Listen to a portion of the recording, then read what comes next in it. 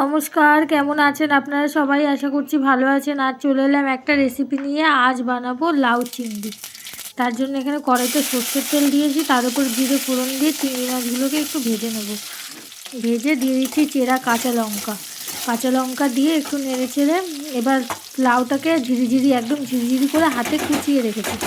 এবার সেটাকে ধুয়ে এটাকে দিয়ে দিচ্ছি। দিলাম পরিমাণ মতো লবণ, হলুদ আর সামান্য একটু লঙ্কার গুঁড়ো।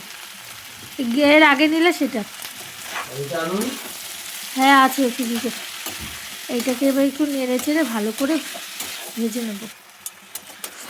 আর কোনো জল দেবো না, কিন্তু বেশি অল্প একটু জল দেবো।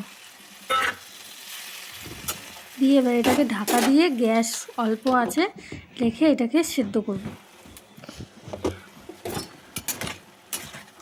এই দেখুন কতটা সুন্দর, আর চিংড়ি মাছগুলো বড় বড়, খেতে কিন্তু দুর্দান্ত হয়েছিল। আপনারা কিন্তু এইভাবে ট্রাই করে দেখতে পারেন।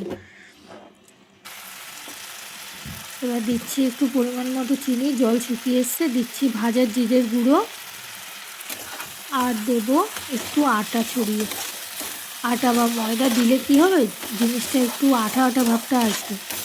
দেখুন একটা ছাড়া ছাড়া ভাব, সেই ছাড়া ছাড়া ভাবটা চলে যাবে।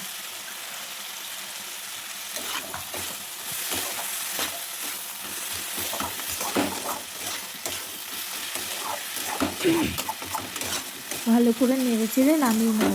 কেমন হলো আপনারা জানাবেন। Like, comment, share and subscribe করে আমার পাশে থাকবেন, ফলো করবেন।